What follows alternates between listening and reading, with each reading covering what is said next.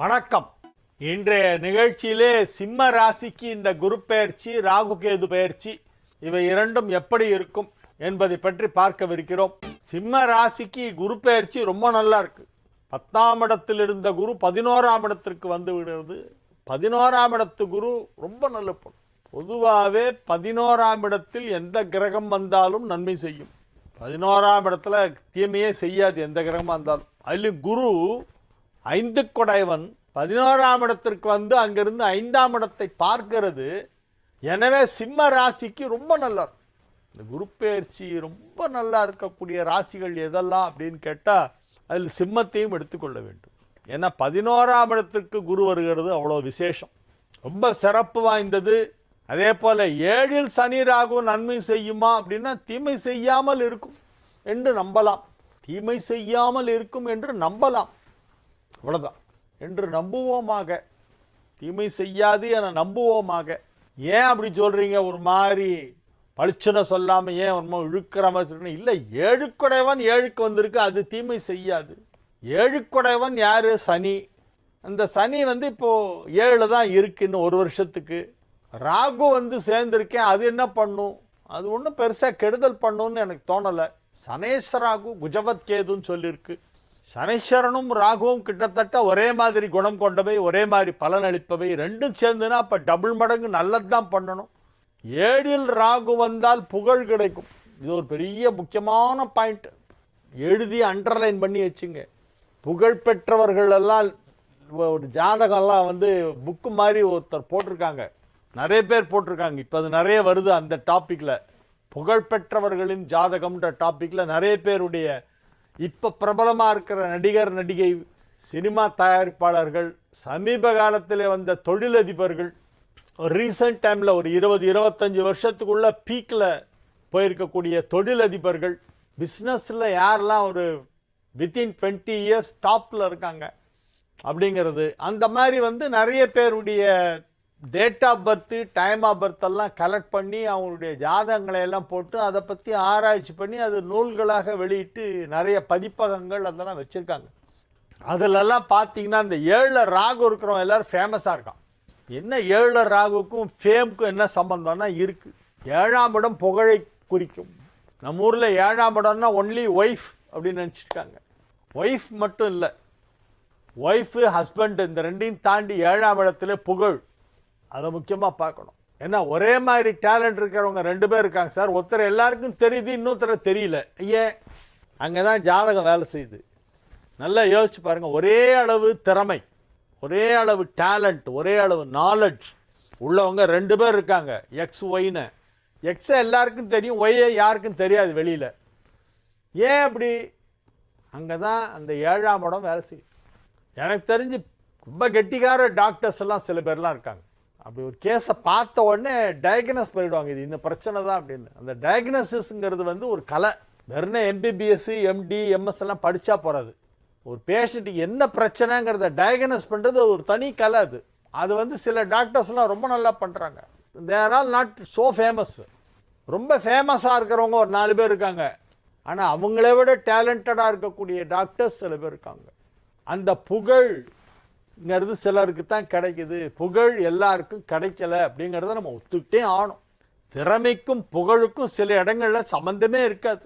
ரெண்டும் வந்து வித்தியாசப்படும் நிறைய இடங்களில். அதுக்கு என்ன காரணம்னா அந்த 7ல் வந்து ராகு இருக்கிறவங்கலாம் பார்த்தீங்கன்னா ரொம்ப புகழ் பெற்றவர்களாக இருப்பார்கள். வெகு விரைவிலேயே புகழ் அடைவார்கள். ஒரு ஷார்ட் பீரியடில் அவங்கள பற்றி எல்லாரும் பேசுவாங்க. இப்போ நம்ம யாரை பற்றி பேசுவோம்? ஏதாவது அச்சீவ் பண்ணியிருந்தால் பேசுவோம், இல்லை பெரிய அக்யூஸ்டாக இருந்தால் பேசுவோம். 2ல் ஏதாவது ஒன்று இருந்தால் புகழ் கிடைக்கும். ஒன்று புகழ், இன்னொன்று வந்து இகழ். பாப்புலாரிட்டி அப்படிங்கிறது புகழ், நொட்டோரியஸ் அப்படிங்கிறது இகழ். நமக்கு வேண்டியது பாப்புலாரிட்டி. பாப்புலாரிட்டியை கொடுக்கக்கூடிய கிரகம் எதுன்னா ராகு. சிம்மத்திற்கு இப்பொழுது ராகு 7ஆம் இடத்திற்கு வருவதால் அது மிகப்பெரிய புகழை கொடுக்கும். You will become very popular. எந்த துறையிலையாவது பாப்புலாரிட்டி கிடைக்கும் உங்களுக்கு. வேறு என்ன பண்ணும்? பணம் நிறைய வரும். 11ஆம் இடத்திலே குரு இருப்பதால் பணத்தை கொடுக்கும். குடும்பத்தை அமைதியாக வைத்திருக்கும். ஆரோக்கியம் ஓரளவு நன்றாகவே இருக்கும். பெரிய பாதிப்பு எதுவும் இருக்காது. சிம்மத்துக்கு பெரிய அளவிலே ஆரோக்கியத்தில் பாதிப்பு இருக்காது. பொருளாதாரத்தில் நல்ல முன்னேற்றம் ஏற்படும். உத்தியோகத்தில் மாற்றங்கள் ஏற்படும். 10லேருந்து குரு போயிடுச்சு, அதனால் இப்போ உத்தியோகத்தில் மாற்றம் ஏற்படும். ஜாப் சாட்டிஸ்ஃபேக்ஷன் கிடைக்கும். நீங்கள் பார்க்குற வேலையில் உங்களுக்கு திருப்தி இருக்கணும்ல. கடனேன்னு போய் ஆஃபீஸில் போய் உட்கார வேண்டியிருக்கு. என்ன பண்ணுறது, 1ஆம் தேதி ஆனால் இவன் தான் சம்பளம் கொடுக்குறான், வேறு வழி இல்லை, இங்கே தான் உக்காண்டாகணும். இங்கே விட்டு வெளியே போனால் அப்புறம் என்ன பண்ணுறது வெளியில் அப்படின்ற காரணத்துக்காக சில பேர் வேலைக்கு போவாங்க. கஷ்டப்பட்டுக்கிட்டே வேலைக்கு போவாங்க. பிடிக்காமலே சில வேலையில் சில பேர் உட்காந்துருப்பாங்க. வேறு வழி இல்லை, பணம் வருதே 1ஆம் தேதி, யார் கொடுப்பா? 10 பைசா கொடுப்பாங்களா யாராவது? சும்மா சொந்தக்காரங்களை நம்பிட்டு உக்காண்டிருக்க முடியுமா? இல்லாட்டி போய் கையை நீட்ட முடியுமா? நம்ம ஃபேமிலியை ரன் பண்ணுறதுக்கு நமக்கு இன்கம் வேணும்ல, அதுக்காக வேண்டி வேலைக்கு போகிறேன் அப்படின்னு சில பேர் போங்க. இப்போ அந்த மாதிரி சிச்சுவேஷன் இல்லை. உங்கள் வேலையை நீங்கள் ஆர்வத்தோடு செய்வீர்கள். அதில் ஒரு ஈடுபாடு இருக்கும், அதில் ஒரு அக்கறை இருக்கும், அதில் ஒரு பிடிமானம் இருக்கும், பிடித்தம் இருக்கும். You will like your job. ரொம்ப பிடிச்சிருக்கு, நான் இந்த வேலையில் இருக்கிறது எனக்கு ரொம்ப சந்தோஷமாக இருக்குது, நான் ஒரு பெருமையாக நினச்சிக்கிறேன்னு சொல்லுவீங்க. அந்த மாதிரி உத்தியோகத்தில் ஆர்வம் ஏற்படும், ஆசை வரும், அதில் ஒரு பற்று ஏற்படும். அதை பக்தியோடு செய்வார்கள், ஒரு டெடிகேஷனோடு செய்வீர்கள், ஈடுபாட்டுடன் செய்வீர்கள். ஏனோ தானோன்னு வேலை பார்க்காம ஈடுபாடோடு வேலை செய்வீர்கள். உத்தியோகம் நன்றாக இருக்கும், ஆரோக்கியம் பரவாயில்லை, பொருளாதாரம் மிக மிக நன்றாக இருக்கும், குடும்பம் அமைதியாக இருக்கும். எனவே இது ஓவராலாக நல்லா தான் இருக்குது. இந்த ராகு கேது பயிற்சியும் சிம்மத்துக்கு நல்லா இருக்குது. குரு பயிற்சி ரொம்ப ரொம்ப நல்லா இருக்குது. குரு பயிற்சி ஓகோன்னு இருக்கு.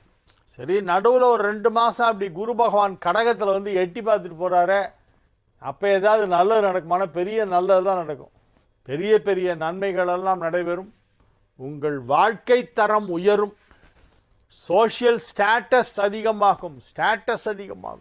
மிகப்பெரிய நன்மைகள் நடைபெறப் போகும் நல்ல நேரம் இந்த ராகு கேது பயிற்சி, இந்த குரு பயிற்சி. எனவே சிம்ம ராசிக்கு இது மிக மிக அற்புதம். 7 ராகு சனி இருக்கும்போது கல்யாணம் பண்ணலாமா? பண்ணலாமே, ஒன்றும் தப்பு கிடையாது. 7 குடைவன் 7 ஆட்சியாக இருக்கான், அது என்ன தப்பு? சனிங்கிறது ஒரு பாவ வரிசையிலே சேர்க்கப்பட்ட ஒன்று. ஆனால் உங்களுக்கு 7 குடைவன் அவன் தானே, 7ஆம் இடமே கும்பம் தானே. 7இல் 7 குடைவன் ஆட்சியாக இருந்தால் ஏன் திருமணம் செய்யக்கூடாது?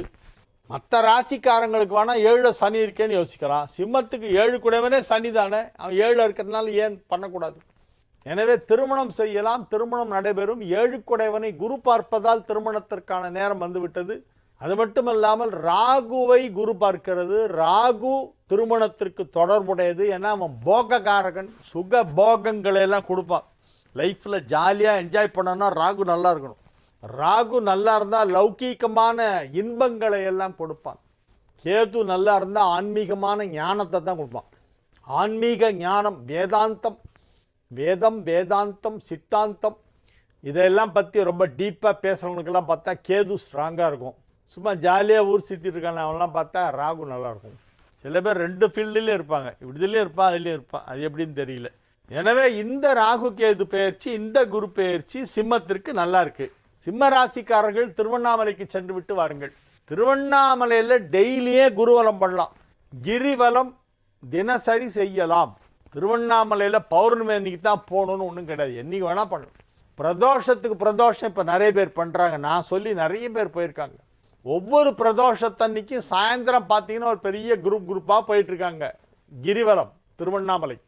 அது ரொம்ப விசேஷம். பிரதோஷம் சாயந்தரம் நீங்கள் கிளம்பினா ஒரு 5:30க்கெல்லாம் கிளம்பிடுங்க, 5 மணிக்கே கிளம்பிட்டு அப்படியே நீங்கள் சுற்றிட்டு வரும்போது 8:30 ஆகிடும். கரெக்டாக பிரதோஷ காலம்ன்ற அந்த ஈவினிங் சூரியன் அஸ்தமிக்கும் நேரத்திலே நீங்கள் மலையை சுற்றி கொண்டிருக்க வேண்டும்.